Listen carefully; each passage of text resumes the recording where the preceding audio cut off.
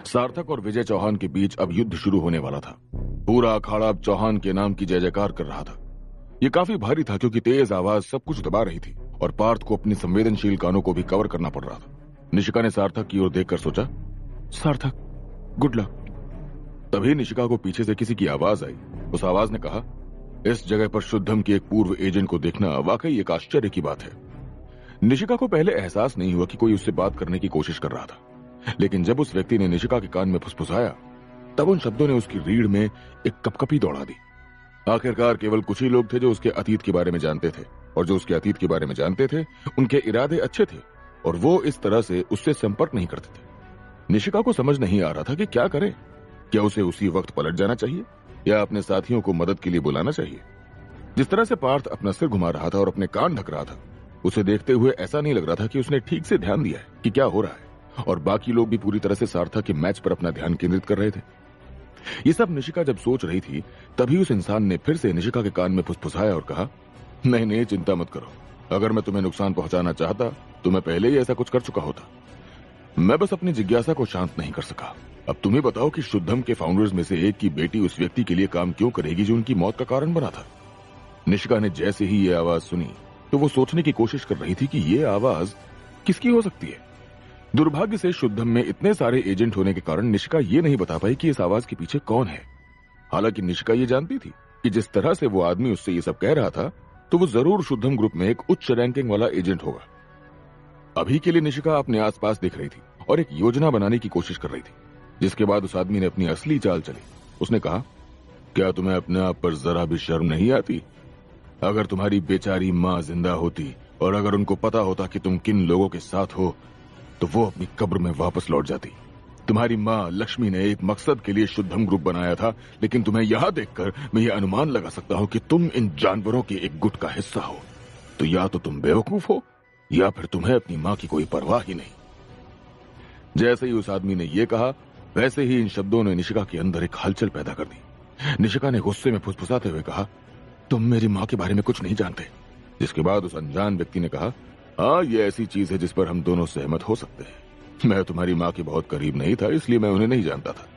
हालांकि मैं किसी ऐसे व्यक्ति को जानता हूं जो उनके बहुत करीब था। एजेंट 2 इस ग्रह पर है। यदि आप उनके बारे में जानना चाहती हैं तो आपको मेरे साथ चलना होगा। मुझे यकीन है कि एजेंट 2 को एक एक्स एजेंट का स्वागत करने में बहुत खुशी होगी। इसके बाद निशिका स्वाभाविक रूप से उस आदमी को देखने के लिए और उस आदमी की एक झलक पाने की उम्मीद में पीछे मुड़ी, लेकिन वो आदमी उसके आसपास कहीं नहीं था। निशिका के लिए ये एक बड़ी दुविधा थी। तभी निशिका ने एक नकाबपोश आदमी को इलाके से बाहर निकलते हुए देखा। उस आदमी ने एक हाथ ऊपर किया और एक उंगली दिखाई। निशिका समझ गई ये उसके लिए एक संकेत था कि वो आदमी अब कुछ ही सेकंड्स में यहां से चला जाएगा, चाहे फिर निशिका उसके साथ हो या ना हो। इसके बाद जैसे ही वो आदमी जाने लगा, निशिका के पास वहां से निकलने के अलावा कोई विकल्प नहीं था, लेकिन वो अभी भी कंफ्यूज थी। निशिका ने सोचा, मैं सार्थक का मैच खत्म होने के बाद मास्क के जरिए उससे संपर्क कर लूंगी। कुछ गड़बड़ हुई तो सार्थक मेरी मदद के लिए आ जाएगा, और यदि मैं वहां जाऊंगी तो शायद मैं शुद्धम ग्रुप से डेमीगॉड लेवल बीस्ट के बारे में ज्यादा जानकारी हासिल कर सकती हूँ। यही सोचते हुए निशिका ने किसी न किसी तरह से अपने इस निर्णय को सही ठहराया और वहां से चल दी। लेकिन एक व्यक्ति था जो ये सब होता हुआ देख रहा था, और वो था धैर्य। धैर्य ने निशिका को वहां से चुपके से जाते हुए देख लिया और समझ गया कि कुछ तो गड़बड़ है। इसलिए निशिका की मदद के लिए धैर्य ने निशिका से थोड़ा दूर रहकर उसका पीछा करने का फैसला किया और अपनी मकड़ियों को पार्थ के लिए छोड़ दिया, जिसमें धैर्य ने एक संदेश भी डाला था। पार्थ ने जब उस मकड़ी को उठाया तो उसको संदेश सुनाई दिया। ऐसा लगता है कि निशिका इस समय किसी का पीछा कर रही है। मैं बस बैकअप के लिए उसके पीछे जा रहा हूँ। मैंने अपनी एक मकड़ी तुम्हारे पास छोड़ दी है। एक बार जब सार्थक का काम खत्म हो जाए तो बस सार्थक के साथ मकड़ी के पीछे पीछे चलकर हमारे पास चले आना। जब पार्थ ने यह सुना तब उसे थोड़ा सा गुस्सा जरूर आया, क्योंकि जब यह मैसेज खत्म हुआ तो पार्थ ने अपने आसपास देखा और सिर्फ अंबर और अक्षत को पाया। जिसके बाद पार्थ ने रेलिंग को पकड़ा और चिल्लाते हुए कहा, अरे तुम लोगों ने मुझे इन बच्चों का बाप समझ रखा है क्या? मुझे अकेला क्यों छोड़कर चले गए? जिसके बाद आसपास के सभी लोग पार्थ का ये व्यवहार देखकर उस पर हंस पड़े। इसके दूसरी ओर निशिका उस आदमी के पीछे पीछे चलने लगी और निशिका के पीछे पीछे धैर्य चलने लगा। लेकिन थोड़ी दूर जाते ही कुछ अजीब हुआ, और वही हुआ जिसका डर था।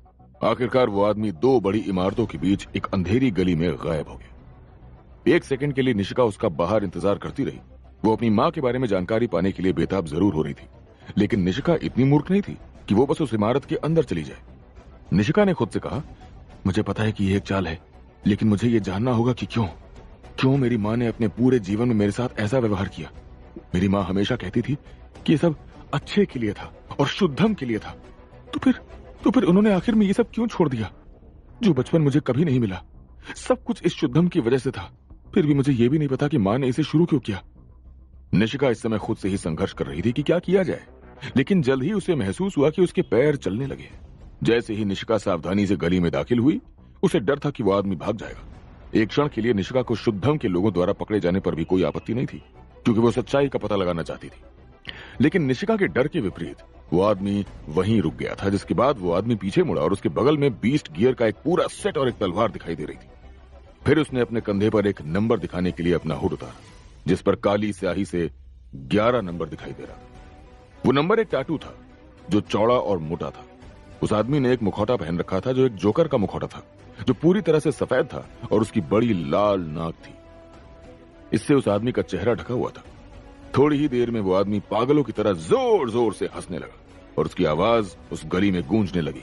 उस आदमी ने कहा, मैंने लक्ष्मी के बारे में सुना है कि उसकी एक कमजोर बेटी थी, लेकिन तुम सच में कितनी बेवकूफ हो सकती हो जो मेरे पीछे इस तरह आ गई? हाँ, क्या तुम अपने नए समूह के लिए परेशानी पैदा करने की कोशिश कर रही हो? एजेंट नंबर 11 ने अपनी तलवार निकाली, जिसके निचले हिस्से पर लाल रंग की आग की लौ बनी हुई थी और तलवार के एक्टिवेट होते ही तलवार में से अचानक आग की लपटें निकलने लगी। इसके बाद उस आदमी ने कहा, तुम्हें पता है मैं लंबे समय तक तुम्हारी माँ से नफरत करता था। वो हमेशा बहुत परेशान रहती थी।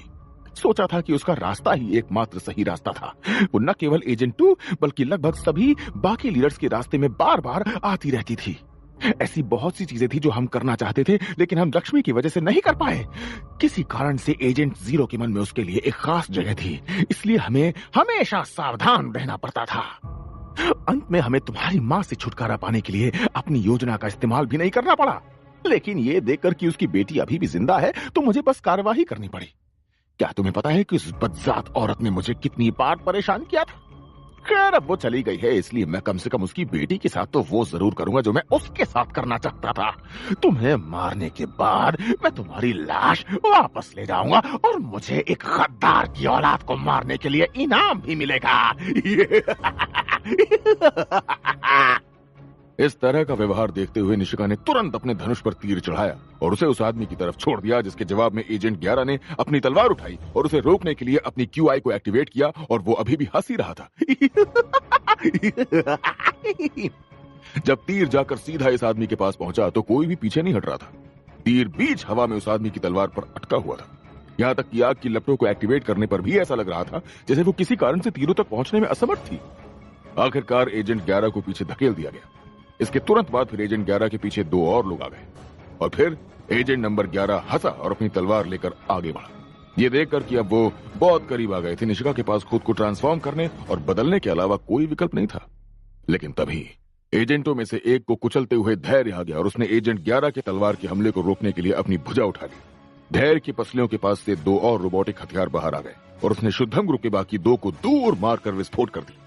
जिसके बाद निशिका ने धैर्य को देखते हुए जोर से चिल्लाया, धैर्य! लेकिन निशिका के पास चिंता करने का समय नहीं था, क्योंकि वो अपने पीछे 2 एजेंट्स का सामना करने के लिए मुड़ी और 2 शैडो चेन्स निकाल दी।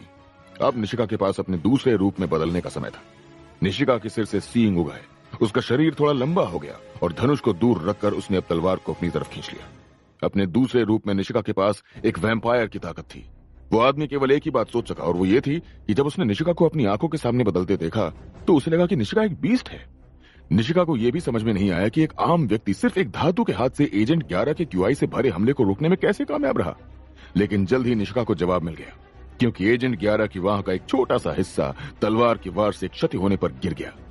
जिसके बाद एजेंट 11 ने कहा, मुझे पता था कि तुम्हारे गुट में बीस्ट है, बीस्ट, लेकिन मुझे ये नहीं पता था कि तुम लोगों ने एक डामिस को भी पाल रखा है। एजेंट 11 की आवाज में डर साफ दिख रहा था। जिसके बाद निशिका ने धैर्य से कहा, धैर्य, बस आज इसे तुम मुझ पर छोड़ दो। यह सुनने के बाद धैर्य वहां से हट गया और निशिका को आगे आने दिया। निशिका ने अपना तीर निकाला और एक बार फिर से और अपनी ज्यादा से ज्यादा QI उसमें झोंक दी। जिसके बाद वो तीर सीधा जाकर उस एजेंट के पैर में जाकर लगा और वो एजेंट वहीं गिर पड़ा। वो तीनों मानो स्तब्ध रह गए, मानो वहां की हवा तक में एक जोरदार ताकत का एहसास हुआ। ये हो जाने के बाद निशिका अपने घुटने पर बैठ गई और रोने लगी। रोते हुए गुस्से से कहा, मेरी मां गलत नहीं थी। जिसके बाद धैर्य ने निशिका के कंधे पर हाथ रखा और उसे शांत करने की कोशिश की। निशिका थोड़ी शांत हुई, जिसके बाद धैर्य ने उसे वहां से चलने के लिए सलाह देते हुए और माहौल को थोड़ा हल्का करने के लिए कहा, अच्छा चलो अब हम वापस सार्थक के पास चलते हैं। ये कहते ही निशिका और धैर्य दोनों वहां से चले गए, लेकिन अभी भी निशिका अभी हाल ही में हुई घटना के बारे में सोचने से खुद को रोक नहीं पा रही थी। उसे समझ में नहीं आ रहा था कि ऐसा क्यों हुआ और एकदम से ये सब सामने कैसे आया। हम जानते हैं कि इस समय आपके मन में भी कुछ इसी तरह के सवाल उठ रहे होंगे, तो इसीलिए इन सभी सवालों के जवाब जानने के लिए सुनते रहिए ये मजेदार और रोमांचक कहानी माय वैम्पायर सिस्टम, सिर्फ और सिर्फ पॉकेट एफएम पर। शुद्धम के एजेंट से भयानक लड़ाई के बाद धैर्य और निशिका वापस आ गए थे और धैर्य की पीठ पर ताबूत के आकार का एक बड़ा सा बक्सा था। यह बक्सा धैर्य की ऊंचाई से दोगुने आकार का था। वो काफी भारी लग रहा था, लेकिन आखिरकार इतने भारी वजन को उठाने का काम धैर्य के रोबोट ही कर रहे थे। इसके बाद निशिका और धैर्य पार्थ और बाकी लोगों से मिले। तब धैर्य ने समूह के बगल में बॉक्स को नीचे रख दिया। जब पार्थ ने पीछे मुड़कर अजीब शक्लें देखी तो उसने पूछा, आखिरकार तुम दोनों लौटा है, अब बताओ क्या हुआ था और उस बॉक्स में क्या है कोई? धैर्य ने बिना पलक झपकाए कहा और फिर समझाया, हम नहीं चाहते कि इस बक्से में जो भी है वो बचकर भाग जाए, इसलिए हमें उसे इस तरह से बंद करना पड़ा। चिंता मत करो, वो अभी भी जिंदा है और उसके पास इतना ऑक्सीजन है कि वो कुछ समय तक और जिंदा रह सकता है। मैंने सोचा कि उसे छिपाने के लिए सबसे अच्छा यही तरीका होगा, हमें दूसरों को इसे खोलने से रोकना होगा। पार्थ कुछ कहना चाहता था, लेकिन ये देखते हुए कि निशिका कितनी थकी हुई थी और उसकी बाह पर घाव भी लगे हुए थे, लेकिन निशिका के घाव धीरे धीरे ठीक हो रहे थे और उसके शरीर का एक हिस्सा भी बुरी तरह से जख्मी हो गया था। ये देखकर पार्थ समझ गया कि ये कोई आसान लड़ाई नहीं रही होगी, इसलिए उसने कहा, ठीक है चलो बैठ जाओ, बाद में आराम से बैठकर बात करेंगे। किसी की दूसरी ओर सार्थक और विजय सिंह चौहान एक दूसरे से भिड़ने के लिए तैयार वीआर कैप्सूल में जाने ही वाले थे, लेकिन उन्हें पहले इस खेल के नियम बताए गए और दोनों उनसे सहमत थे। इस लड़ाई में किसी भी खिलाड़ी को अपनी इच्छा अनुसार कोई भी बीस्ट गियर पहनने की अनुमति थी और उनके द्वारा इस्तेमाल किया जाने वाला बीस्ट वेपन किसी प्रकार की तलवार हो सकती थी। इस्तेमाल की जाने वाली दोनों तलवारें समान स्तर की होनी थी। चूंकि ये वीआर गेम था, इसलिए सार्थक अपने लिए एक सही हथियार का चयन कर सकता था और उसने एक लंबी पतली तलवार चुनी। इसके बाद मैच शुरू होने को था। विजय चौहान की आंखें अब हल्की हल्की चमकने लगी और उसकी पुतलियां नीली होने लगी। ये एक संकेत था कि चौहान की पावर्स एक्टिवेट हो गई थी और अब सार्थक इसे देख सकता था। चौहान ने सार्थक से जोश में कहा, आओ अब देखते हैं किसमें कितना है दम। इसके बाद सार्थक ने तलवार पकड़ ली और विजय की अगली चाल का इंतजार किया, लेकिन किसी कारण से वो बिल्कुल भी हिला नहीं। इसके बजाय विजय चौहान का चेहरा ऐसे हिल रहा था मानो वो किसी बात से गुस्से में हो। इसका कारण यह था कि विजय चौहान के पास कुछ ऐसी शक्ति थी जिससे वो अगले 5 सेकंड का अनुमान पहले से ही लगा सकता था। एक तरह से चौहान भविष्य देख सकता था और जब उसने भविष्य देखा तो उसने कहा, लड़ने का कोई मतलब नहीं है, चाहे मैं कहीं भी हमला करूं, कुछ भी करूं, चोट तो मुझे ही लगेगी। चौहान की निराशा साफ देखी जा सकती थी।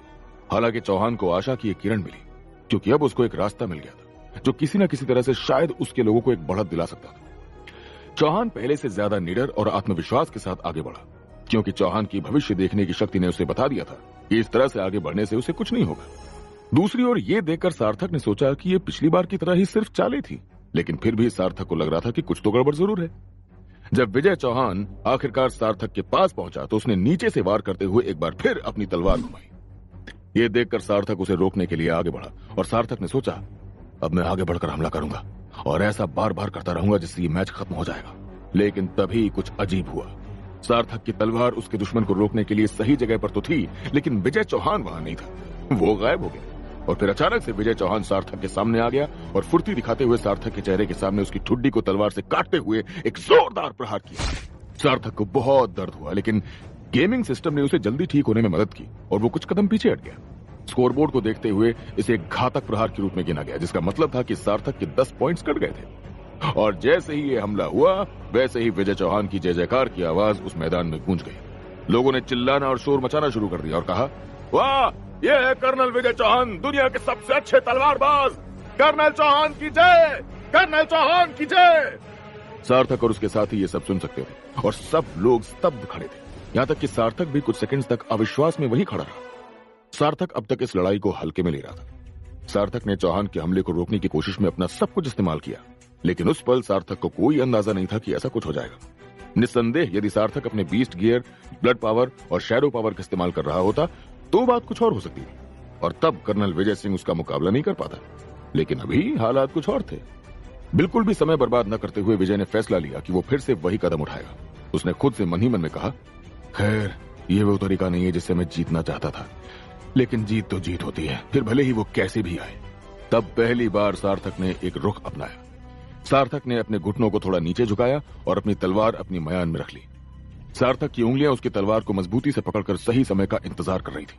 ये देखते हुए चौहान चौंक गया कि सार्थक आखिर क्या करने वाला था। और फिर जैसे ही चौहान सार्थक के करीब आया, सार्थक ने अपनी पूरी ताकत से तलवार को मयान से निकाला और उसे चौहान की ओर घुमा दिया। इसे देखकर विजय ने हमले के रास्ते से हटाने की कोशिश की, लेकिन चौहान सार्थक से तेज नहीं था। सार्थक की तलवार ने चौहान की दाहिनी जांघ पर हमला किया। यदि ये वीआर गेम नहीं होता तो चौहान का पैर तुरंत कटकर गिर गया होता। मैच जोरदार चल रहा था और सार्थक के हमले को देखने के बाद भीड़ का नजरिया सार्थक के बारे में बदलता हुआ नजर आने लगा। भीड़ में बैठे लोग सोच रहे थे कि एक युवक ने अभी अभी एक बढ़िया प्रदर्शन किया था, तो अब विजेता कौन होगा कोई नहीं जानता था।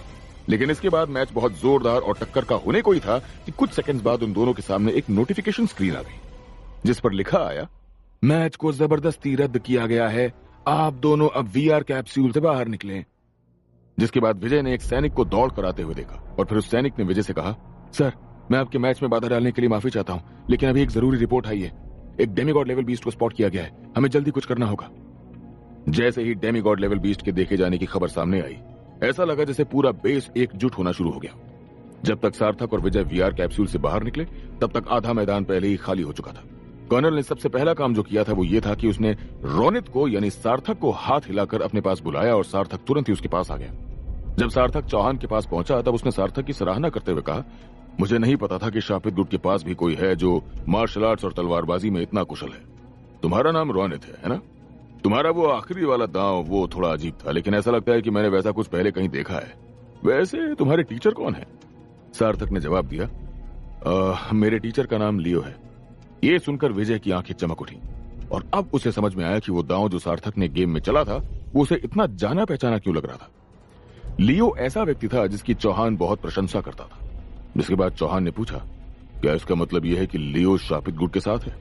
सार्थक ने इसका जवाब देते हुए कहा, लियो एक ऐसे व्यक्ति हैं जिसके शापित गुट से घनिष्ठ संबंध हैं, लेकिन वो वही करते हैं जो वो चाहते हैं। सार्थक ने यह जवाब दिया क्योंकि वो ईमानदारी से लियो के बारे में ऐसा ही महसूस करता था।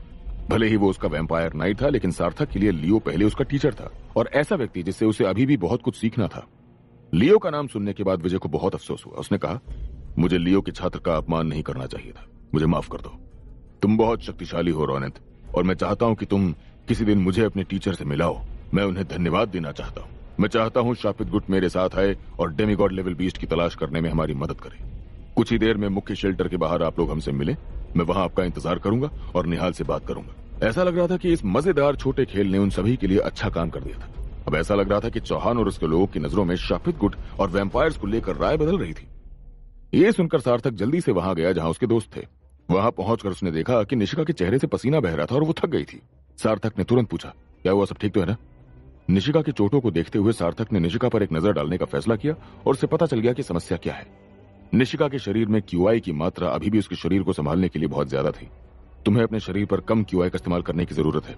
यदि तुम इसका बहुत ज्यादा इस्तेमाल करती हो तो तुम अपने शरीर को नुकसान पहुंचा सकती हो। सोचो, अगर धैर्य सही समय पर वहां नहीं पहुंचा होता तो तुम्हारा क्या होता?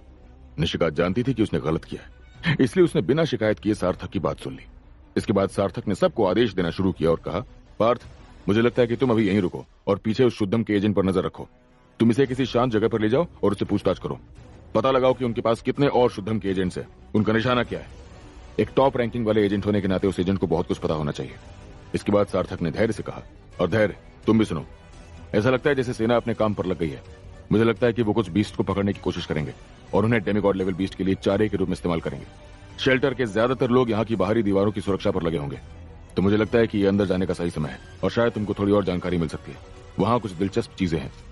फिर सार्थक ने आगे मुस्कुराते हुए कहा, और अब बचे मैं, अंबर, अक्षत और निशिका, जो विजय और उसके समूह के साथ रवाना होंगे। उम्मीद है कि जब हम वापस आएंगे तो हमारे पास तुम सभी के लिए अच्छी खबर होगी। हर कोई जानता था कि उन्हें क्या करने की जरूरत है, इसलिए उनके लिए अब खुलकर बाहर निकलने का समय आ गया था। धैर्य लैब में चीजों का ठीक से पता लगाने और उन्हें टेस्ट करने के लिए चला गया, जहां उसे कुछ अजीब मिला। धैर्य ने वहां जो भी देखा उसके बारे में बताते हुए उसने कहा, यह कोई डेमेंटियर बीस्ट नहीं बल्कि ह्यूमनॉइड लेजेंडरी लेवल बीस्ट है। इस बात से धैर्य खुद ही नहीं बल्कि बाकी सभी लोग हिल गए। इसी के दूसरी ओर सार्थक जब जंग की तैयारियों में विजय के साथ व्यस्त था, तब उसे एक तोहफा मिला और वो था एक लेजेंडरी लेवल की कभी ना तबाह होने वाली तलवार। ये तोहफा सार्थक को विजय की तरफ से मिला क्योंकि सार्थक ने बहुत हद तक वीआर गेम में विजय को हरा ही दिया था। तो दोस्तों, आपको क्या लगता है, क्या होगा जब लेजेंडरी लेवल बीस्ट सामने आएगा? क्या सार्थक और उसके साथी इस बीस्ट से जीत पाएंगे? और क्या विजय चौहान सार्थक का वाकई में साथ देगा, या फिर क्या ये सिर्फ एक चाल है? जानने के लिए सुनते रहिए ये मजेदार और रोमांचक कहानी माई वेम्पायर सिस्टम, सिर्फ और सिर्फ पॉकेट एफएम पर। धैर्य लैब में चीजों का ठीक से पता लगाने और उन्हें टेस्ट करने के लिए चला गया, जहां उसे कुछ अजीब मिला। धैर्य ने वहां जो भी देखा उसके बारे में बताते हुए उसने कहा, यह कोई डेमेंटियर बीस्ट नहीं बल्कि ह्यूमनॉइड लेजेंडरी लेवल बीस्ट है। धैर्य ने फैसला किया कि यह सबसे अच्छा होगा कि वो उस जगह पर चले जाएं जहां लेजेंडरी लेवल के ह्यूमनॉइड बीस्ट स्थित हों। समय बर्बाद न करने की कोशिश करते हुए धैर्य ने अपनी मकड़ियों को एक अलग कार्य पर भेजा।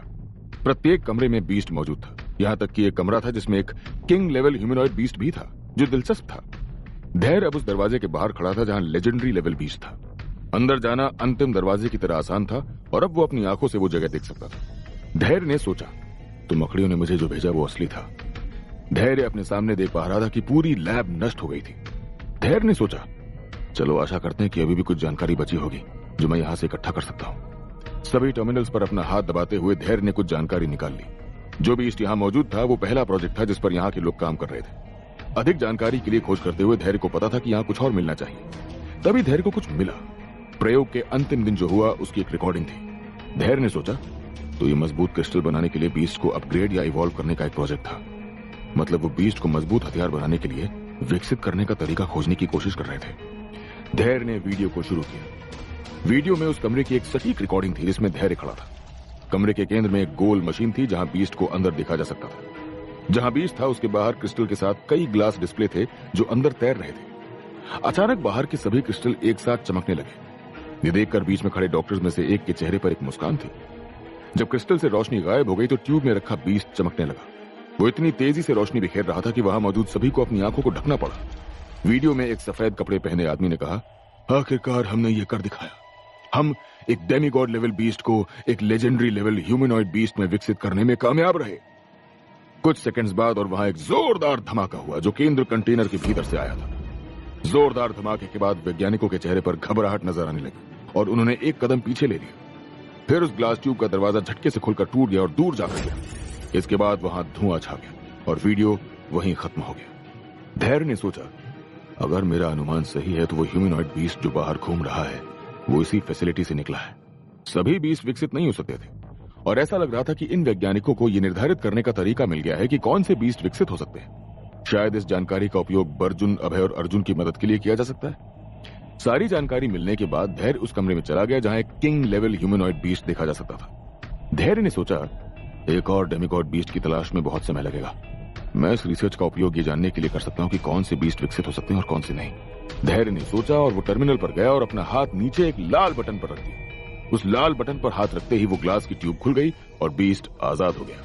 बीस्ट ने कहा, मुझे बाहर निकालने के लिए धन्यवाद। उधर दूसरी ओर सार्थक और उसके बाकी साथी शेल्टर के आसपास बने अस्थायी स्टेशंस में से एक पर पहुंच गए थे। चौहान ने तेज आवाज में सब लोगों से कहा, ठीक है, सब सुनिए कि यहाँ क्या चल रहा है।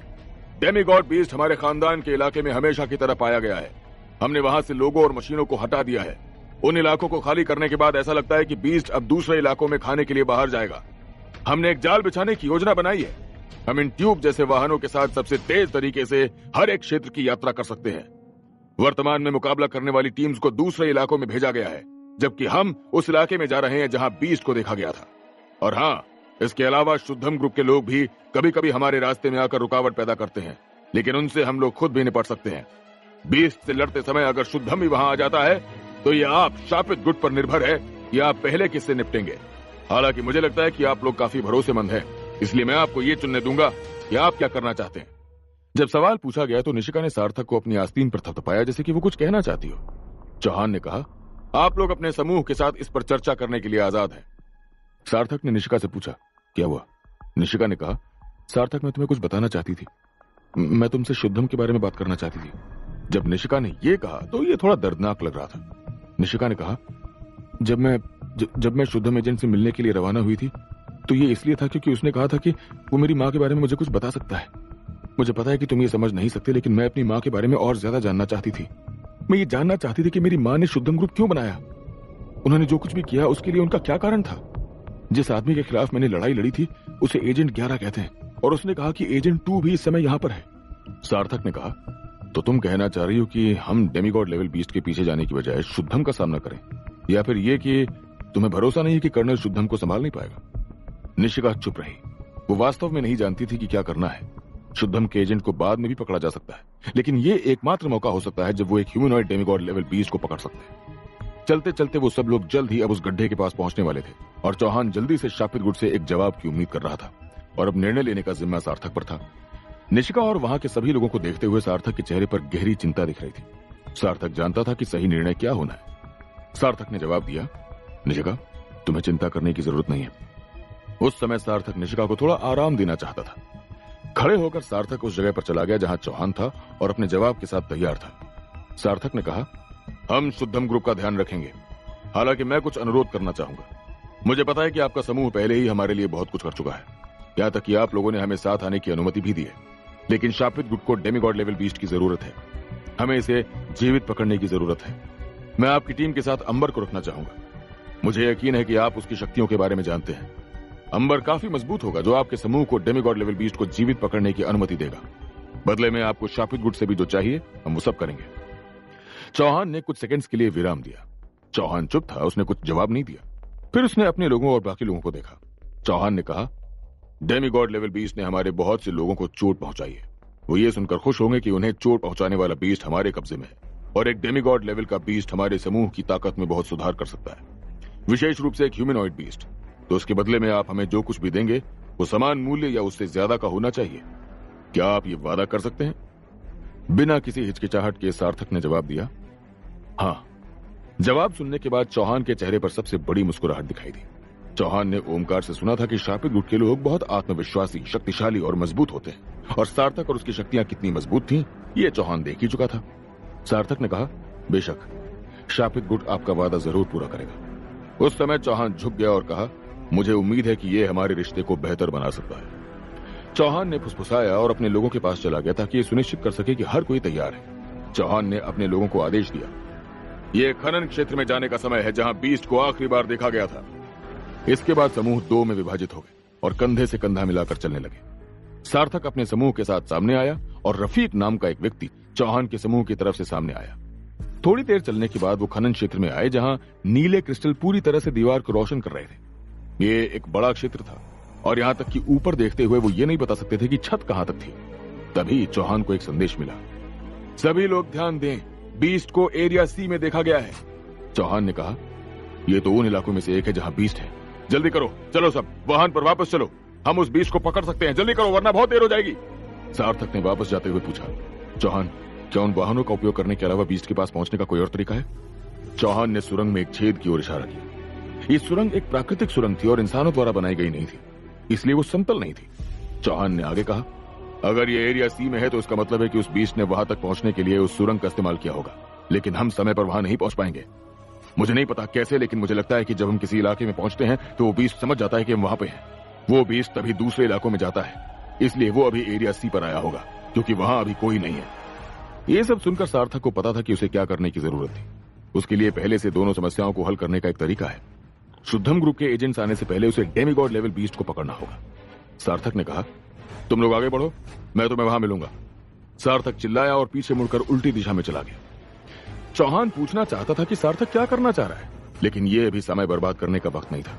यदि अभी वो लोग वाहन पर नहीं पहुंचे तो वो बीस्ट को पकड़ नहीं पाएंगे, या इससे भी बदतर शुद्धम ग्रुप के एजेंट्स उनके सामने आ जाएंगे। अब ज्यादा समय नहीं बचा था। जब सभी लोग वहां से चले गए तो सार्थक ने अपने बीस्ट गियर पर शैडो डालकर उसे एक्टिवेट कर दिया, और इसके बाद वो बीस्ट गियर नीले और चांदी के रंग के साथ चमक उठा और सिस्टम से नोटिफिकेशन आया, armour set skill activate, nitro full power. क्या करने जा रहा है सार्थक? क्या सार्थक अकेला इस बीस्ट से लड़ने की सोच रहा है? क्या सार्थक उस डेमिगॉड बीस्ट को जिंदा पकड़ पाएगा? क्या इस दौरान शुद्धम ग्रुप के एजेंट्स हमला करेंगे? क्या होगा आगे, जानने के लिए सुनते रहिए ये मजेदार और अद्भुत कहानी माय वैम्पायर सिस्टम, सिर्फ और सिर्फ पॉकेट एफएम पर। जैसे ही विजय सिंह चौहान और बाकी सब लोगों को बीस्ट के दिखने की खबर फैली, वैसे ही ऐसा लग रहा था मानो हर कोई नए खतरों से जूझ रहा था। लेकिन फिर भी शापित समूह का एक सदस्य ऐसा था जो इस तरह बिल्कुल भी महसूस नहीं कर रहा था, और वो था पार्थ। पार्थ इस समय शेल्टर की सबसे ऊंची इमारत यानी कि मुख्य सैन्य अड्डे की छत पर था। किसी के लिए भी पार्थ को वहां ढूंढना बहुत मुश्किल था, क्योंकि केवल शेल्टर दीवार की रक्षा करने वाले सैनिक और मेक ही इतनी ऊंचाई तक देख सकते थे। हालांकि दूरी इतनी ज्यादा थी कि उन्हें एक काले बिंदु के अलावा कुछ भी देखने के लिए एक वैम्पायर की नजरों की जरूरत होगी। पार्थ ने उस व्यक्ति को देखा जिसके कारण उसे यहां रुकने के लिए कहा गया था। वो था एजेंट नंबर 11। वो एक कुर्सी पर रस्सियों के साथ बंधा हुआ था और अब छूटने की कोशिश करते हुए अपने हाथ पैर हिला रहा था। उसकी आंखें खुली और उसने सीधा पार्थ से पूछा, तुम कौन हो? क्या तुम उस गद्दार के साथ काम करते हो? उस आदमी को देखते हुए पार्थ ने आ भरी और कहा, क्या तुम थोड़े बेवकूफ हो? तुम्हें क्या लगता है कि हम में से कौन सवाल पूछेगा और कौन जवाब देगा? इसके बाद उस एजेंट को अधमरा देखकर पार्थ की आंखें लाल चमकने लगी। फिर उसने एक कागज निकाला जिसमें उन सवालों की लिस्ट थी जो पार्थ को इस एजेंट से पूछने थे। पार्थ ने पूछा, इस समय इस ग्रह पर शुद्धम के कितने सदस्य मौजूद हैं? लेकिन पार्थ के अनुमान के विपरीत शुद्धम के एजेंट ने उसे कोई जवाब नहीं दिया। जैसे ही पार्थ ने ऊपर देखा तो वो देख सकता था कि उसकी इन्फ्लुएंस स्किल का उस एजेंट पर कोई असर ही नहीं पड़ रहा था। हालांकि दृढ़ विश्वास के साथ उसने जारी रखा और ऐसा लगा जैसे वो जल्द ही जीत जाएगा और उस पर कब्जा कर लेगा। तभी उस एजेंट की भी नजर पार्थ की लाल आंखों पर पड़ी और उसने अपने मन ही मन में बुदबुदाया, वो लाल आंखें, वो तो उन वैम्पायर्स में से एक है। क्या ये वैम्पायर्स की इन्फ्लुएंस स्किल का इस्तेमाल कर रहा है जिसके बारे में उन्होंने हमें सतर्क किया था? अपनी क्यूआई को कंट्रोल करते हुए एजेंट 11 ने दूसरे चरण का इस्तेमाल करके अपने दिमाग के चारों ओर एक दीवार जैसा कुछ बना लिया। फिर पहले चरण का इस्तेमाल करके वो अपने दिमाग को और भी ज्यादा शक्तिशाली बनाने में सक्षम हो गया, जिससे पार्थ एजेंट 11 से जो भी सवाल करने की कोशिश कर रहा था, एजेंट उन सब सवालों से बच पा रहा था। थोड़ी देर तक यही सिलसिला चलता रहा और कुछ समय बाद पार्थ ने इन्फ्लुएंस स्किल का इस्तेमाल रोक दी।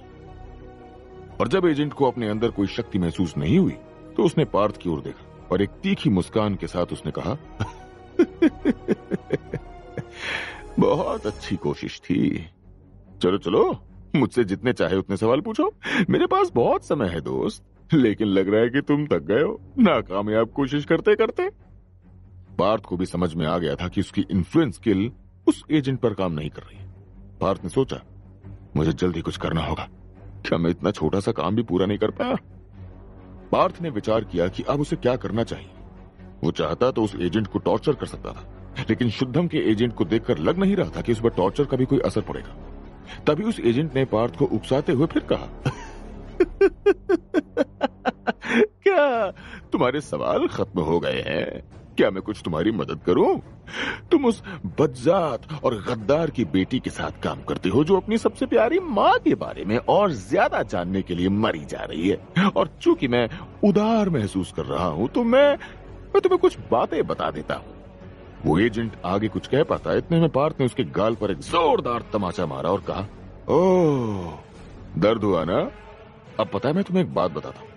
मैं सार्थक जैसा शांत स्वभाव का नहीं हूं और मुझे समय बर्बाद करने में बिल्कुल भी मजा नहीं आता है। तो जो मैं पूछ रहा हूं उसका सीधा सीधा जवाब दो, नहीं तो। ये कहकर पार्थ ने एक और तमाचा एजेंट 11 की गाल पर जड़ दिया और ये दूसरा थप्पड़ इतना जोरदार था कि उसकी पूरी कुर्सी एक तरफ गिर गई और एजेंट 11 जमीन पर गिर गई। जिसके बाद अब पार्थ ने उसे उठाया और कहा, और मुझे उसके अतीत की क्या परवाह, उसने तब मेरी मदद की थी, इसलिए मैं भी अब उसकी मदद करने की कोशिश कर रहा हूं। उस एजेंट ने पार्थ को कोई जवाब नहीं दिया, बस अपने मन में कहा, ये थप्पड़ इतना जोरदार था कि मेरे दांत टूट गए। मैं अपने शरीर को बचाने के लिए क्यूआई का इस्तेमाल कर रहा था, फिर भी उसके एक थप्पड़ ने मुझे ऊपर से नीचे तक हिला दिया। मुझे एजेंट 2 को चेतावनी देनी होगी कि हमने इन वैम्पायर्स को कम आंका है। तभी किनारे पर खड़े होकर पार्थ ने लोगों की व्यस्त भीड़ को नीचे देखा। जिज्ञासावश पार्थ ने अपना हाथ अपने कानों के चारों ओर रख लिया ताकि वो लोग जो कह रहे थे वो उसे सुन सके। पार्थ ने सुना, सार्जेंट ने हमें एरिया ए में सभी मैक तैयार रखने को कहा है, लेकिन वहां तो बीस्ट है। इसका मतलब यह है कि हमें बीस्ट से लड़ना होगा? नहीं, हमें सिर्फ मैक की मदद से उन्हें शेल्टर बेस तक आने से रोकना होगा। यह सुनकर पार्थ की एकदम से बत्ती जली। उसने खुद से कहा, मुझे इन लोगों के साथ जुड़कर इनकी मदद करनी चाहिए। यही सोचते हुए पार्थ सीधा नीचे जस्सी के पास गया जो सभी को मैक के संबंध में आदेश दे रहा। पार्थ ने वहां जाकर अपने लिए एक मैप मांगा और जस्सी ने भी उसकी मदद की और एक मैप दे दिया। इस समय पार्थ के चेहरे पर इतनी बड़ी मुस्कान थी जो देखने लायक थी। ऐसा लग रहा था मानो उसका जन्मों जन्मांतर का सपना पूरा हो गया। उसने मुस्कुराते हुए कहा, ये तो बहुत मजेदार होने वाला है। अब आएगा मजा। इसी के दूसरी ओर धैर्य लैब में उस ह्यूमनॉइड बीस्ट के सामने था। उस बीस्ट ने अपनी आंखें खोली और फिर उस बीस्ट ने धैर्य को देखते हुए कहा, मैंने तुम्हें पहले कभी यहां नहीं देखा। तुम दूसरों से बहुत छोटे हो। धैर्य ने उसकी इस बात का जवाब देते हुए कहा, ऐसा इसलिए है क्योंकि मैं उनके साथ नहीं हूं। यह कहते हुए धैर्य ने सावधानी से अपने कदम पीछे खींचना शुरू कर दिया, जिसके बाद उस बीस्ट ने तर्क दिया और कहा, हाँ, हो सकता है कि तुम उनमें से एक न हो, लेकिन तुम सभी इंसान भी तो हमारे क्रिस्टल्स चाहते हो। यह कहते हुए उस बीस्ट ने अपना हाथ अपनी छाती पर रखा जैसे कि वो अपने दिल की ओर इशारा कर रहा। इसके बाद उस बीस्ट ने आगे कहना शुरू किया, तुम हमारे क्रिस्टल्स का इस्तेमाल अपनी जरूरतों के लिए करते हो और हथियार बनाते हो जिससे तुम हमारा ही शिकार करते हो। तुम्हारे लिए हम सिर्फ एक क्रिस्टल देने की मशीन हैं। यहां तक कि तुम्हारा आर्मर और वो हाथ भी हमारे ही क्रिस्टल से बनाए गए होंगे। जैसे जैसे वो बीस्ट बोलता जा रहा था, उसकी आंखों की लाली और गहरी होती जा रही थी। धैर्य को नहीं पता था कि वो बीस्ट कितना तेज या ताकतवर था। धैर्य के पास कुछ आंकड़े थे, लेकिन उसे उन पर विश्वास नहीं हो रहा था। धैर्य का मन यह कह रहा था कि शायद वो बीस्ट अपनी असली ताकत छिपा रहा है। अपने कदमों को पीछे लेते हुए धैर्य ने कहा, देखो, हम सभी एक जैसे नहीं हैं। इसके बाद बीस्ट ने कहा, वो तुम ही जैसे लोग हैं जिन्होंने हमारे घरों पर हमला किया है और इसलिए ही हमने अपने बचाव के लिए उन्हें मारा। यदि धैर्य उस खतरनाक स्थिति में नहीं होता तो वो इस समय इस बीस्ट के दिमाग की तारीफ कर रहा होता। यह धैर्य के लिए पहली बार था जब उसका सामना किसी ह्यूमनॉइड बीस्ट से हुआ था। धैर्य को कभी एहसास ही नहीं हुआ कि ये बीस्ट किस हद तक इंसान जैसे ही होते हैं। हालांकि अभी भी उस बीस्ट ने अपनी बात खत्म नहीं की। उसने आगे कहना जारी रखा और कहा, मुझे पता है कि आप सब ऐसा क्यों कर रहे हैं। आपको हमारे क्रिस्टल की जरूरत है क्योंकि आपकी प्रजाति एक युद्ध के बीच में है। मैंने ये पहले भी कई बार सुना है, लेकिन आप लोगों को अपने आगे किसी और की तकलीफ नहीं दिखती। आपको इसकी भी परवाह नहीं है कि आप हमारे घरों के साथ, हमारे लोगों के साथ क्या करते हैं। ये क्रिस्टल हमारे जिंदा रहने के लिए जरूरी है और क्रिस्टल खो देने का मतलब है हमारे घर को उजाड़ देना। ये कहते हुए उस बीस्ट की आंखों में खून उतर आया था और अब समय आ चुका था जब वो बीस्ट हमला करने के लिए तैयार था। उसने अपना हाथ बाहर फेंका और सीधा धैर्य की ओर बढ़ाया। धैर्य और बीस्ट दोनों के बीच की दूरी लगभग 10 मीटर की थी। बीस्ट ने पास के एक टर्मिनल पर अपना हाथ रखा और उसकी आंखें हरी चमकने लगी। इस तरह की बुद्धि का एक बीस्ट, भले ही वो टॉप लेवल तक नहीं पहुंचा हो, लेकिन वो ऐसा दुश्मन था जिससे धैर्य आसानी से निपट नहीं सकता था। तभी टर्मिनल्स में फंसी कई ट्यूब्स सांप की तरह इधर उधर घूमने लगी। जो लोग जमीन पर थे वो तेजी से धैर्य के सामने एक प्रकार की ढाल बनाते हुए उसके चारों ओर लिपट गए, जबकि ऊपर से लोग बीस्ट पर हमला करने की कोशिश में नीचे आ गए। इस पर धैर्य थोड़ा घबरा गया, क्योंकि वो चौकन्ना तो था, लेकिन उसे उम्मीद नहीं थी कि वो बीस्ट अभी ही हमला करेगा। धैर्य ने कहा, अच्छी बात है कि मैं लैब में हूं। हालांकि धैर्य ने जल्द ही देखा कि बीस्ट के हमलों को रोकने में मशीनरी बेकार थी, क्योंकि जो ढाल बनाई गई थी वो अब बिखर गई थी। जिस मशीनरी ने बीस्ट पर हमला करने की कोशिश की थी उसका भी यही हश्र हुआ। इसके बाद उस बीस्ट ने कमरे के चारों ओर गोल गोल घूमना शुरू कर दिया। कमरे के किनारे के आसपास धैर्य ने उसे फंसाने या उसे धीमा करने की कोशिश में अपनी शक्तियों का इस्तेमाल करना जारी रखा। यहां तक कि धैर्य ने अपने हाथ पर एक ब्लास्टर भी बनाया और बीस्ट पर फायरिंग की। अपनी शक्तियों का इस्तेमाल करते हुए धैर्य ने आसपास के टर्मिनल्स को मकड़ियों में बदलना शुरू कर दिया और जल्द ही वो मकड़ियां बाकी चीजों में बदलने लगी। दुर्भाग्य से उस बीस्ट ने सभी मशीनरी को नजरअंदाज कर दिया और धैर्य का पीछा करना जारी रखा। वो बीस्ट दीवार के किनारे तक उछला और उसने अपने शक्तिशाली पैरों का इस्तेमाल करके उसे धक्का दे दिया। बीस्ट ने अपना शरीर घुमाया और उसकी कई पूंछें भी उसके साथ घूमने लगी। धैर्य ने जब देखा तो वो हक्का बक्का रह गया। धैर्य ने कहा, धत तेरे की। इससे पहले कि धैर्य अपनी योजना बदल पाता, बीस्ट सीधे उसके सामने आ गया और धैर्य ने बीस्ट के हमले को रोकने के लिए अपनी रोबोटिक भुजा को ऊपर उठा लिया। बीस्ट आत्मविश्वास से भरा हुआ लग रहा था और वो धैर्य के हाथ को पकड़ने के लिए आगे बढ़ा और उसने अपने पंजों से धैर्य के रोबोटिक हाथ को चीर डाला। लेकिन फिर किसी कारण से वो बीस्ट अपना आक्रमण जारी रखने की बजाय रुक गया। धैर्य ने अपनी पूरी ताकत से बीस्ट को पकड़ा और जमीन पर पटक दिया। जमीन पर पटकते हुए धैर्य ने बीस्ट को नीचे गिरा दिया और अपना डामिस हाथ उसकी गर्दन के चारों ओर जकड़ दिया। और फिर धैर्य ने अपनी पकड़ को और मजबूत किया और धीरे धीरे अपने हाथ को बीस्ट की गर्दन पर दबाने लगा। बीस्ट ने तुरंत कहा, तुम्हारा खून ये लाल नहीं है। अगर तुम इंसान नहीं हो तो मेरे पास तुमसे लड़ने का कोई कारण नहीं है। अगले ही पल वहां का दरवाजा खुल गया। धैर्य और बीस्ट की लड़ाई ने वहां बहुत शोर मचा दिया और लगभग 20 सैनिकों के साथ सफेद कपड़े पहने 2 वैज्ञानिक अंदर आने लगे। एक सिपाही ने धैर्य का डामिस हाथ और बीस्ट को देखा और अपने लोगों से कहा, एक घुसपैठिया इस लैब में घुस गया है और हमारे बीस्ट का अपहरण करना चाहता है। उस लड़के को मार डालो और बीस्ट को जिंदा पकड़ लाओ। ये देखते हुए कि स्थिति कितनी खराब हो गई थी, धैर्य केवल एक ही चीज कर सकता था। उसने बीस्ट को पूरी तरह से जाने दिया और वो खुद किनारे की ओर चला गया। बीस्ट और धैर्य दोनों ने एक दूसरे को देखा और सिर हिलाया जैसे कि उन्हें कुछ समझ में आ गया। और वो ये था कि अगर उन दोनों को इस लैब से बाहर निकलना है तो उन लोगों को एक साथ मिलकर इससे बचना होगा। उफ, एक और नया मोड़। धैर्य का डामिस हाथ दिख जाना एक मुसीबत थी। आपको क्या लगता है दोस्तों, जो अभी तक सार्थक ने विश्वास बनाया था, क्या वो सब एक बार में इस गलती की वजह से खत्म हो जाएगा और अब उन्हें इनसे भी लड़ना होगा? क्या होगा आगे जानने के लिए सुनते रहिए ये मजेदार और रोमांचक कहानी माई वेम्पायर सिस्टम, सिर्फ और सिर्फ पॉकेट एफएम। गहरी भूमिगत सुरंगों में चलते हुए चौहान और शापित गुट के लोग जल्दी कर रहे थे और डेमीगॉड लेवल बीस्ट को पकड़ने के लिए जा रहे थे। वो लोग इस समय उस वाहन के पास जा रहे थे जो उन्हें जल्दी से एरिया सी में ले जा सकता है। ये लोग इसे एरिया सी पर पहुंचने के लिए ले जाने की योजना बना रहे थे, जहां डेमीगॉड लेवल बीस्ट के लिए चारा रखा गया था। रफीक ने पूछा, अरे क्या तुम्हारा वो दोस्त अकेला ठीक रहेगा? निशिका ने यह जांचने के लिए वापस पीछे देखा कि क्या सार्थक उनके पीछे आ रहा है, लेकिन सार्थक का कहीं कोई संकेत नहीं था। हाँ, वो ठीक रहेगा, निशिका ने जवाब दिया। मैं अपने बारे में ज्यादा चिंतित हूं। चौहान को इस बात का कोई अंदाजा नहीं था कि सार्थक पीछे रहकर क्या करने वाला था। यहाँ कहीं भी यात्रा करने का सबसे तेज तरीका वाहनों के द्वारा ही था, लेकिन सार्थक बिना किसी वाहन के पैदल चलकर ही यात्रा करने वाला था। कोई ऐसा तरीका नहीं है कि सार्थक हमसे पहले वहां तक पहुंच पाएगा, चौहान ने सोचा और वो मुस्कुरा रहा था। लेकिन सार्थक बिल्कुल किसी साधारण इंसान जैसा नहीं है। इसके बाद वो अंततः स्टेशन पर पहुंचे और जल्दी से वाहन में बैठकर रवाना हो गए। आखिर में वो एक ऐसे इलाके में पहुंचे जो लगभग उसी जगह के समान था जहां से वो अभी अभी आए थे।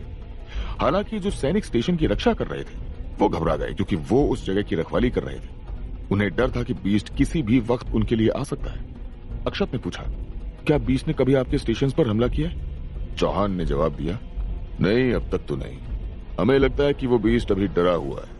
हमने सोचा था कि वो सतह पर जाने का प्रयास कर सकता है या शायद वो शेल्टर पर हमला करे, लेकिन उसने अभी तक कुछ नहीं किया है। वो अभी भी वहां नीचे है। हालांकि चौहान ने इसका उल्लेख नहीं किया, लेकिन उन्हें इस बात का अंदाजा था कि बीस्ट क्या करने की कोशिश कर रहा था। शायद वो इंतजार कर रहा था और क्रिस्टल इकट्ठा कर रहा था, जहां बीस्ट विकसित होने की उम्मीद में भरपूर थे। आखिरकार वो सुरंग को अपने आगे खुलते हुए देख सकते थे। जब चौहान और बाकी लोगों ने सुरंग में प्रवेश किया तो सबसे पहले उन्होंने इस क्षेत्र की जांच की। वो सभी प्रवेश द्वार पर 1 सेकंड के लिए रुक गए, क्योंकि उन्हें नहीं पता था कि उन्हें आगे क्या करना है। फिर चौहान ने उन्हें एक आदेश देते हुए कहा, अपने आसपास नजर रखना और चौकन्ना रहना। इन शब्दों को सुनकर वो सभी 2 समूहों में फैल गए। मौजूदा स्थिति के कारण अंबर ने निशिका के साथ आने का फैसला किया। वो कमरा मरे हुए बीस्ट से भरा हुआ था। विभिन्न स्तरों के 20 से ज्यादा बीस्ट वहां मौजूद थे, फिर भी उनमें से एक भी हिल नहीं रहा था। चौहान ने चेतावनी दी और कहा, बीस्ट अभी भी यहां अंदर छिपा हो सकता है, इसलिए हर कोई सावधान रहे। उन्होंने जो नोटिस किया वो ये था कि सभी बीस्ट के शरीर पर एक विशेष क्षेत्र में एक छेद था। केवल ऊंचे लेवल के बीस्ट के शरीर पर 1 से ज्यादा घाव थे। सभी बीस्ट के क्रिस्टल निकले हुए थे और ये तथ्य चौहान और बाकी लोगों द्वारा भी बताया गया था, और ये सभी एक दूसरे को मुस्कुराते हुए देख रहे थे। इसका मतलब था कि उनकी योजना ने काम किया था और उन्होंने बीस्ट को पकड़ने का एक बिल्कुल सही अवसर बनाया था। अपने रिसर्च से इन लोगों ने पाया था कि बीस्ट को विकसित होने के लिए एक ईंधन के रूप में इन क्रिस्टल का उपयोग करना पड़ता है। इस समय चौहान को एक रिपोर्ट मिली। चौहान ने उन्हें सूचित किया, ठीक है, हमें फिर से अब बाहर जाने की जरूरत है। बीस्ट को एरिया ए में देखा गया है। जस्सी और उसकी टीम वहां मौजूद है। वो हमारे आने तक बीस्ट को रोक कर रखेंगे। हमला करने का ये सही समय है, लेकिन एरिया ए यहाँ से थोड़ा दूर है और सबसे ज्यादा संभावना है कि शुद्धम को भी इस बात की खबर हो चुकी होगी। हमें शुद्धम के एजेंट से पहले वहां पहुंचना होगा। उन्हें उसकी जानकारी देते हुए समूह एक बार फिर से आगे बढ़ रहा था, लेकिन इसने दूसरों को चिंतित कर दिया था। अक्षत, अंबर और निशिका सभी सार्थक के किसी भी संकेत की तलाश में थे। उन्हें इस बात का अंदाजा था कि वो क्या करने की कोशिश कर रहे थे। अपनी गति के साथ सार्थक किसी और से पहले यहां पहुंचने की कोशिश करने जा रहा था, फिर भी वो यहां अब तक पहुंचा नहीं था। अब स्थान बदलने से ये चीजों को और ज्यादा जटिल बना देगा। निशिका ने अपने चेहरे पर अपना मुखौटा रखा और सार्थक को सूचित करने का इरादा किया, लेकिन जब निशिका ने सार्थक से कनेक्ट करने की कोशिश की तो उसे कोई जवाब नहीं मिला। कुछ समय पहले सार्थक ने अपने कवच के विशेष स्किल नाइट्रो पावर को एक्टिवेट किया था, जिसने उसकी गति में काफी बढ़ोतरी कर दी थी। इसका उपयोग करते हुए सार्थक सुरंगों में तेजी से आगे बढ़ रहा था। सार्थक के पास एक योजना थी, लेकिन वो थोड़ा हिचकिचा रहा था। यात्रा करते समय सार्थक ने उसके आगे कुछ आवाज सुनी। सार्थक की गति बहुत तेज थी। उसने खुद को रोकने की कोशिश की। सार्थक को जो आवाज आ रही थी वो एक से ज्यादा व्यक्तियों की थी। सार्थक ने रुकने के लिए अपने पैरों को थोड़ा जमीन में गड़ाया, जिससे थोड़ी आवाज हुई। इस आवाज को सुनकर उन आदमियों में से किसी ने पूछा, हे, वो क्या आवाज है? यह आवाज सुरंग में एक ड्रिल करने की तरह लग रही थी, लेकिन ये सिर्फ सार्थक के पैरों की आवाज नहीं थी जो जमीन पर बड़ी तेजी से मार रहा था। लोगों के समूह को देखकर सार्थक ने कोशिश करने और उनसे बचने के लिए हवा में छलांग लगाई। सार्थक उन लोगों के ऊपर से उछला तो उसे एक आदमी की पीठ पर लिखा एक नंबर दिखाई दिया। ये नंबर था 2 और सार्थक समझ गया कि यह आदमी कौन हो सकता है। सार्थक ने चिल्लाया, शुद्धम का एजेंट नंबर 2। एजेंट की पीठ पर बड़े 2 को देखकर सार्थक को पता था कि वो अब मुसीबत में है। सार्थक को पता था कि वो ह्यूमनॉइड डेमिगॉड लेवल बीस्ट के पीछे यहां आए होंगे। सार्थक ने सोचा, देखो, ये एक सही मौका नहीं है। मुझे लगता है कि शुद्धम के इतने ही एजेंट्स यहां होंगे। मैं इन्हें उलझा कर रखता हूं, तब तक मेरे बाकी साथी बीस्ट से निपट लेंगे। मुझे बस अपने लोगों पर भरोसा करना होगा कि वो लोग बीस्ट को वश में कर लेंगे। शुद्धम सदस्यों के भ्रम का उपयोग करते हुए सार्थक ने तुरंत एजेंट 2 पर सीधे निशाना साधकर ब्लड स्वाइप का हमला करते हुए अपना हाथ बाहर फेंक दिया। एजेंट 2 ने ब्लड स्वाइप को अपनी ओर आते हुए देखा और बस अपने हथियार को उठा लिया। तलवार को घुमाते हुए उसने बिना किसी परेशानी के ब्लड स्वाइप को हटा दिया। सार्थक अब उतना तेज नहीं था जितना वो यहां पर भागते समय था। यहां पहुंचने के लिए सार्थक ने अपने आर्मर सेट के स्किल का उपयोग कर लिया था और इस वजह से आर्मर की ऊर्जा कम हो चुकी थी। सार्थक ने अपनी छाया को अपनी पीठ के चारों ओर मंडराया और फिर इसे फर्श पर गिरा दिया और फिर वो छाया सुरंग की छत को ढकते हुए पूरे क्षेत्र में फैल गई। एजेंट 2 चिल्लाया, हर कोई सावधान। अगले ही पल सार्थक छाया में डूब गया और अचानक शुद्धम के एक एजेंट के सामने आते हुए सार्थक ने उसके सिर को पकड़ लिया और उसे दीवार में पटक दिया। अगले ही पल सार्थक ने एक और शुद्धम सदस्य के पैर को लात मार दी, जिसने उसे नीचे गिरा दिया। एजेंट 2 ने चिल्लाकर आदेश दिया, सब लोग वापस जाओ, तुम उसका मुकाबला नहीं कर सकते हो। इसके बाद एजेंट 2 ने फर्श में अपने अजीब हथियार को पटकते हुए क्यूआई की एक लहर से पूरे क्षेत्र में फैली छाया को साफ कर दिया। इससे सार्थक का छटा में इधर उधर गायब होना रुक गया। यह इतना शक्तिशाली था कि सार्थक की क्यूआई भी इस पर प्रतिक्रिया दे रही थी। उसका शरीर लगभग कांप रहा था। तभी सार्थक को सिस्टम से नोटिफिकेशन आया, नई चुनौती प्राप्त हुई है, शुद्धम के लीडर्स में से एक को हराएं। अगले ही पल सार्थक ने शुद्धम के एजेंट की छाती से एक तेज बिजली का प्रकाश निकलता हुआ देखा। यह देखकर सार्थक चौंक गया। अरे नहीं, ये नहीं हो सकता। इसके पास एक सोल वेपन कैसे हो सकता है? शुद्धम के एजेंट्स के पास तो कोई शक्ति नहीं होती है, तो फिर इसके पास बिना किसी शक्ति के एक सोल वेपन कैसे आया? एजेंट सार्थक से थोड़ा दूर था, इसलिए सार्थक ने अपनी उंगली पकड़ ली और उसे निशाना बनाकर ब्लड बुलेट दाग दी। जैसे ही वो ब्लड बुलेट्स एजेंट 2 के पास पहुंची, वैसे ही वो राख में बदल गई। सार्थक ने बहुत सोचा कि वो क्या कर सकता है। फिर वो इस निष्कर्ष पर पहुंचा कि एक चीज है जो वो कर सकता है। सार्थक के बाएं कंधे के घाव ने उसे कमजोर कर दिया था, इसलिए उसे और भी ज्यादा घायल होने से पहले एजेंट 2 के थोड़ा करीब पहुंचना था। एजेंट 2 ने कहा, मुझे लगता है कि शापित गुट का लीडर उतना भी मजबूत नहीं है जितना मैंने उसके बारे में सुना था। एजेंट 2 ने फिर हवा में कई गोलियां चला दी। वो सभी गोलियां सार्थक के शरीर से पेट, पैरों और उसके पूरे शरीर में उसे मारते हुए निकल गई। एजेंट 2 सार्थक को कड़ी टक्कर दे रहा था। सार्थक ने सोचा, मुझे बस उसके करीब आने के लिए शैडो क्लोक का उपयोग करना होगा। अब सार्थक महसूस कर सकता था कि यह आदमी कई गुना मजबूत था। सार्थक ने हमला करने के लिए अपने दस्तानों पर ब्लड हार्डनिंग स्किल का इस्तेमाल किया और एजेंट 2 को एक जोरदार मुक्का मारा। सार्थक ने कहा, मुझे अब इससे छुटकारा पाना है। इतने जोरदार मुक्के के बाद भी एजेंट 2 मुस्कुराता रहा, जैसे कि उसे कुछ हुआ ही ना हो। सार्थक घबराने लगा। मुझे एक मजबूत हमले की जरूरत है। मेरे पास किसी भी हैमर स्ट्राइक इस्तेमाल करने का समय नहीं है। मुझे कुछ और करना होगा। सार्थक ने अपने पैरों को घुमाते हुए ब्लड क्रिसेंट किक का हमला कर दिया। एजेंट 2 की तलवार और सार्थक के पैर दोनों आपस में टकराए और इतनी महान शक्तियों के टकराने से सुरंग हिंसक रूप से हिलने लगी और दीवारें गिरने लगी। उस समय दोनों हमलों की शक्ति समान थी, लेकिन फिर भी दोनों की शक्तियों में एक स्पष्ट अंतर था। एजेंट 2 का क्यूआई पर नियंत्रण बेहतर था। सार्थक के पैर की हड्डी टूट गई थी। सार्थक ने इसे खून से ढकने की पूरी कोशिश की, लेकिन ऐसा लग रहा था कि यह काम नहीं कर रहा था। अपने पैर को दूर खींचते हुए एजेंट 2 के हमले ने जमीन पर मारना जारी रखा, जिससे ही हवा में उछल गया और फिर वो पूरी जगह उखड़ने लगी। सार्थक के एचपी भी कम हो गए थे और सिस्टम ने भी सार्थक को यह बताया, 6 आउट ऑफ 100 एचपी। आपातकालीन ब्लड बैंक को एक्टिवेट कर दिया गया है। आपातकालीन ब्लड बैंक केवल सीमित उपचार करने में ही सक्षम है। 26 आउट ऑफ 100 एचपी।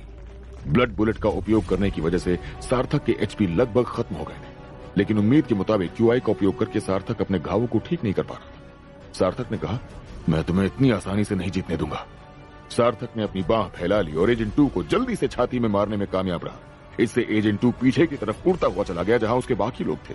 तभी वो गुफा गिरने लगी और ढेर सारे मलबे का ढेर इकट्ठा हो गया। इसने सार्थक और शुद्धम के एजेंट्स के बीच का रास्ता बंद कर दिया। सार्थक ने इस मौके का फायदा उठाया और एरिया सी की ओर आगे बढ़ना शुरू कर दिया, जितना वो कर सकता था। जब सार्थक अंत में दूसरे छोर से गुजरा तो वो मरे हुए बीस्ट से भरे हुए कमरे में पहुंच गया। अपने इंस्पेक्ट स्किल से सार्थक को पता चला कि अंदर एक भी बीस्ट जिंदा नहीं बचा था। सार्थक ने वहां से निकलने से पहले अपने पीछे सुरंग को सील करके बंद कर दिया। सार्थक ने सोचा, ये लड़ाई मेरे विचार से बहुत कठिन थी, लेकिन कम से कम मैंने उन्हें यहां आने से रोक दिया। मुझे उम्मीद है कि वो लंबे समय तक वहां कैद रहेंगे। क्या सार्थक का सोचना सही है? क्या सार्थक ने सच में शुद्धम के एजेंट्स को यहां बंद कर दिया है? क्या शापित के लोग और चौहान डेमीगॉड लेवल बीस्ट को काबू कर पाएंगे? क्या होगा आगे, जानने के लिए सुनते रहिए ये मजेदार और अद्भुत कहानी माई वेम्पायर सिस्टम, सिर्फ और सिर्फ पॉकेट एफएम पर। सार्थक ने शुद्धम के एजेंट्स को सुरंग में कैद कर दिया और अब सार्थक इन एजेंट से लड़ते हुए बहुत थक गया था। सार्थक थक कर फर्श पर लेट गया। उसे थोड़ा अजीब लग रहा था। यह पहली बार था जब वो कुछ इस तरह का अनुभव कर रहा था। सार्थक ने ध्यान से अपने शरीर को ऊपर धकेल दिया और पास की दीवार का सहारा लिया। सार्थक के पैर से अभी भी खून बह रहा था, लेकिन उससे बड़ी समस्या इस समय सार्थक के कंधे का घाव था, जो उसे बहुत परेशान कर रहा था। सार्थक ने इस घाव को ठीक करने के लिए अपने शरीर में क्यूआई को इकट्ठा करना शुरू कर दिया। सार्थक बता सकता था कि उसके शरीर की सभी ऊर्जा सक्रिय हो रही थी और वो लगातार सार्थक के घाव को ठीक करने की कोशिश कर रही थी, लेकिन सार्थक की शक्तिशाली क्यूआई इस प्रक्रिया को रोक रही थी। ऐसा लग रहा था जैसे दोनों प्रकार की ऊर्जाएं एक दूसरे के खिलाफ टकरा रही हो। सार्थक ने सोचा, मुझे और तैयार होना चाहिए था। निशिका ने मुझे पहले ही चेतावनी दी थी कि शुद्धम के कुछ खतरनाक एजेंट्स यहाँ हैं। मैंने जितना सोचा था ये एजेंट्स उससे भी ज्यादा ताकतवर थे। मेरी ब्लड पावर और शैडो पावर उस एजेंट के खिलाफ बेकार थी और किसी तरह वो शारीरिक लड़ाई में मुझ पर हावी हो गया था। सार्थक ने अपने शरीर को ठीक करते हुए अपने सामने चांदी के दस्तानों की ओर देखा। सार्थक ने सोचा, शायद मैं इस चीज का और ज्यादा उपयोग कर सकता हूँ। ये मेरी मदद कर सकता है और मेरे हमलों को और भी ज्यादा शक्ति प्रदान कर सकता है। इसके बाद सार्थक ने दूसरी बार अपने इंस्पेक्ट स्किल का उपयोग करके अपने आसपास देखा, लेकिन सार्थक को वही परिणाम दिखाई दिया जैसा पहली बार हुआ था। वो कमरा सिर्फ मरे हुए बीस्ट से भरा हुआ था और उनमें से एक भी जिंदा नहीं था। एक बार जब सार्थक का पैर पूरी तरह से ठीक हो गया तो वो लगभग 100% स्टैट्स पर वापस आ गया। सार्थक की शैडो और ब्लड पावर्स पूरी तरह से भर गई थी। सार्थक ने पीछे देखा कि वो जहां से आया था वो जगह चट्टानों से सील थी। सुरंग पूरी तरह से मलबे से ढकी हुई थी। जब सार्थक यहां से बाहर निकलने का रास्ता ढूंढ रहा था, उस पर कुछ अजीब हुआ। कोई चीज ऊपर से नीचे गिरी और सार्थक के ठीक सामने आ गई। ये कोई जीवित चीज थी जो जमीन पर खिसकना शुरू हो गई और सीधे सार्थक की ओर कूद गई। सार्थक ने देखा कि ये एक बीस्ट है। सार्थक ने तुरंत उसके सिर को पकड़ा और उसे सुरंग की दीवार पर पटक कर मार दिया। सार्थक ने ऊपर देखा और कहा, क्या ये बीस्ट यहां ऊपर से गिरा था? सार्थक ने कहा, ये बीस्ट उस गड्ढे में से एक से आया होगा। क्या डेमीगॉड लेवल बीस्ट ने भी ऐसा ही किया था? शायद शुद्धम के एजेंट्स ने भी ऐसा ही किया होगा। यह सोचकर सार्थक ने सोचा कि वास्तव में यह पता लगाना जरूरी है कि बीस्ट यहां कैसे आया होगा। सार्थक दीवार पर चढ़ गया और दीवार में छेद करने के लिए अपनी मजबूत उंगलियों का उपयोग करना शुरू कर दिया। दीवार पर लगे नीले क्रिस्टल के ऊपर चढ़ते हुए सार्थक ने देखा कि वहां कई सुरंगें थीं और उनमें से कुछ के अंदर बीस्ट थे। अपने इंस्पेक्ट स्किल का उपयोग करते हुए सार्थक ने सभी सुरंगों को देखा और यह देखने की कोशिश की कि क्या उसे कुछ दिलचस्प मिल सकता है। सार्थक ने खुद को ऊपर खींचा और एक सुरंग में चला गया। सार्थक अब सुरंग के नीचे भाग रहा था और आखिर में वो एक खुली जगह पर पहुंच गया। सार्थक ने वहां देखा कि एक विशाल से मिट्टी के कटोरे में क्रिस्टल्स भरे हुए थे। सार्थक ने सोचा, ये सब क्रिस्टल्स यहां क्या कर रहे हैं? रुको, क्या ये सब क्रिस्टल्स यहां डेमीगॉड बीस्ट ने रखे हैं?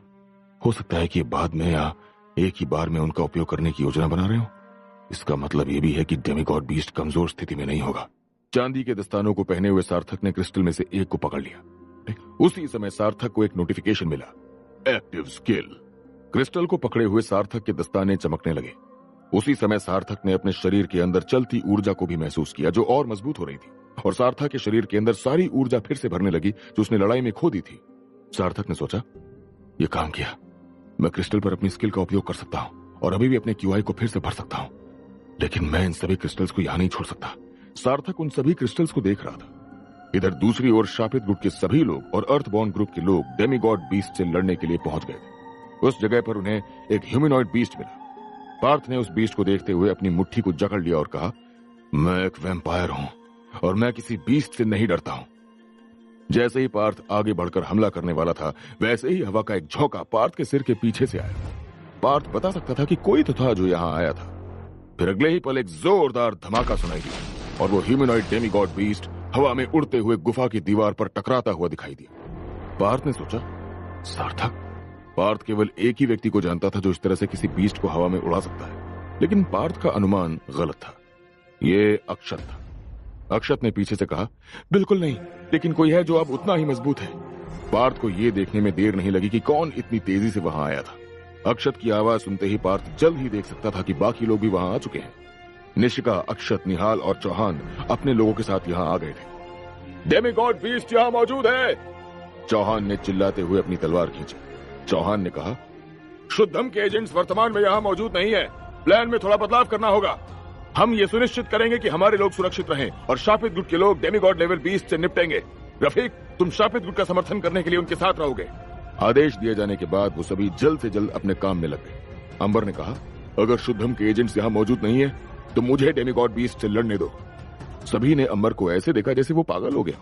चौहान और उसके बाकी लोगों को ऐसा लगा जैसे कि अंबर सिर्फ अपने अकेले की नहीं बल्कि पूरे शापित गुट की तरफ से बोल रहा है। यदि शुद्धम मौजूद नहीं था तो उन्हें डेमीगॉड लेवल बीस्ट को पकड़ने के लिए पूरे समूह की जरूरत नहीं थी। चौहान ने जवाब दिया, ठीक है, इस इलाके में अभी भी बहुत सारे बीस्ट है जिनसे निपटना जरूरी है। हम उन बीस्ट से निपटकर आप लोगों को समर्थन देने आ जाएंगे। अंबर अब वहां दीवार की ओर देख रहा था जहां बीस्ट था। वो बीस्ट दीवार के अंदर से निकल रहा था और निकलते समय उसके शरीर के टुकड़े होकर जमीन पर गिर रहे थे। एक बार जब वो बीस्ट पूरी तरह से दीवार से बाहर आ गया तो उसके शरीर के वो सारे टुकड़े अपने आप आपस में जुड़ने लगे और अपने मूल आकार में वापस आ गए। बीस्ट का बायां हाथ एक ढाल में बदल गया और उसका दाहिना हाथ एक तलवार में। पार्थ चिल्लाया, ये तो एक ऊंचे लेवल की ट्रांसफॉर्मेशन पावर है। ये बीस्ट अपने हाथ, पैर और शरीर के किसी भी हिस्से को जो चाहे बना सकता है। मुझे भी लगता है कि हम जो देख रहे हैं वो उसका असली शरीर नहीं बल्कि उसकी शक्ति है। ऐसा लग रहा था कि अंबर को इससे कोई फर्क नहीं पड़ रहा था। जल्द ही अंबर एक तेज गति से आगे बढ़ा और बीस्ट पर एक मुक्का चढ़ दी, लेकिन बीस्ट ने अपनी ढाल आगे कर दी।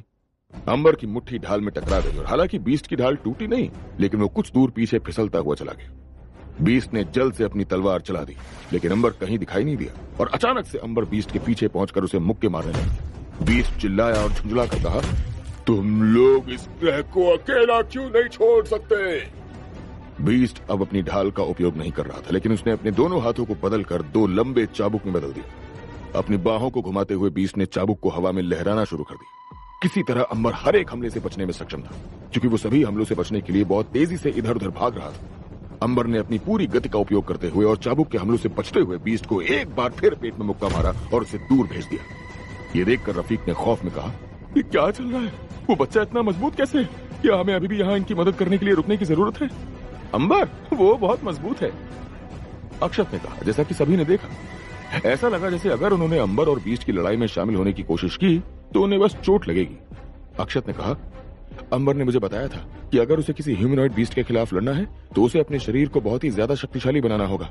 इसलिए अंबर ने सबसे मजबूत शक्तियों को इकट्ठा किया जो उसके शरीर को मजबूत करें, जैसे स्पीड, पावर और सुपर स्ट्रेंथ जैसी शक्तियां। इसके अलावा अंबर ने चौहान की शक्तियां भी ली हैं। अब वो सब लोग समझ गए थे कि अंबर इतना शक्तिशाली कैसे दिख रहा है। अब अगर चौहान अपनी शक्ति से 5 सेकंड आगे भविष्य देख सकता था कि क्या होने वाला है, तो अंबर की इतनी सारी शक्तियों के एमसी कोशिकाओं के साथ वो भविष्य में बहुत दूर तक देख सकता था। फिर भी थोड़ी समस्या लग गई, लेकिन अक्षत और अंबर ने इसके लिए पहले ही योजना बना ली थी। डेमीगॉड लेवल बीस्ट का फिर से एक बार अपनी ओर ध्यान खींचने के बाद अंबर जल्दी से अक्षत की तरफ भाग गया और कहा, अक्षत, क्या तुम तैयार हो? अक्षत ने सिर हिलाया और बाकी लोगों को समझाते हुए कहा, हर कोई थोड़ा दूर हो जाओ। अंबर की एक समस्या थी, क्योंकि उनका लक्ष्य इस बीस्ट को अपनी शक्तियों का उपयोग करके मारना नहीं, जिंदा पकड़ना था। हालांकि यह लगभग असंभव लग रहा था, जिसके कारण उनके पास एक योजना थी। जल्द ही अक्षत अंबर के पास चला गया और उन दोनों ने आगे बढ़ना शुरू कर दिया। बीस्ट ने अपने छोटे चाबुक को एक बड़े में बदल दिया। और इसे कमरे की पूरी लंबाई को नापते हुए घुमाने लगा। अपनी शक्तियों का उपयोग करते हुए अंबर ने बीस्ट के इस हमले को अपने कंधे से रोक दिया और चाबुक को एक तरफ पटक दिया और सुनिश्चित किया कि अक्षत इस चाबुक से बचा रहे। इसके बाद अंबर और अक्षत दोनों उस बीस्ट की ओर बढ़ते रहे। भविष्य देखने की शक्ति के साथ अंबर उनकी ओर आने वाले किसी भी खतरे को पहले ही देखकर तैयार हो सकता है और अक्षत को चोट पहुंचाने वाली किसी भी चीज को रोक सकता है। अंत में जब वो बीस्ट के पास पहुंचे तो अंबर ने अपने दोनों हाथों से बीस्ट के कंधे और घुटने के पीछे एक वार किया, जिससे उस बीस्ट के घुटने झुक गए और टकरा गए। अंबर चिल्लाया, मैं इसे थोड़ी देर और रोक सकता हूं। यह सुनकर अक्षत दौड़कर अंबर के पास पहुंचा और अपने दोनों हाथ अंबर और बीस्ट के सिर पर रख दिए। ऐसा करते ही बीस्ट और अंबर दोनों के शरीर ढीले पड़ गए और उनकी आंखें बंद हो गई। लड़ाई अब रुक गई थी। चौहान ने पूछा, यह क्या हुआ? चौहान को कुछ समझ नहीं आ रहा था कि चल क्या रहा है।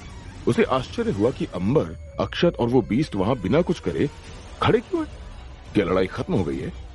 लेकिन निशिका को अंदाजा हो गया कि यहां क्या चल रहा है। निशिका ने आश्चर्य से कहा, वो लोग इसे यहां अभी करने जा रहे हैं?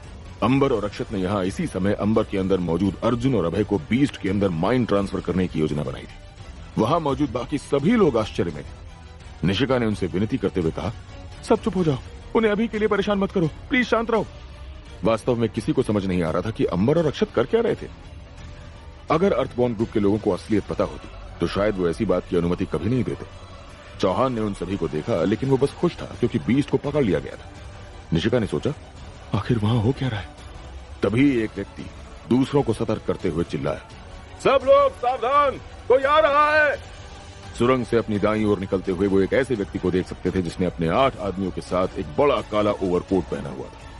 एजेंट 11 जो बंधा हुआ था और जमीन पर पड़ा हुआ था, इस आदमी को देखकर लड़खड़ाया और वो बहुत खुश हो गया। एजेंट 11 को देखकर पार्थ ने कहा, अब मैं समझा, वो आदमी तुम्हारा मालिक है ना? कौन है ये आदमी? क्या अक्षत और अंबर माइंड ट्रांसफर में कामयाब हो पाएंगे? क्या अक्षत सफलतापूर्वक अंबर के दिमाग को बीस्ट में ट्रांसफर कर पाएगा? क्या होगा आगे जानने के लिए सुनते रहिए ये मजेदार और अद्भुत कहानी माई वैम्पायर सिस्टम, सिर्फ और सिर्फ पॉकेट एफएम पर।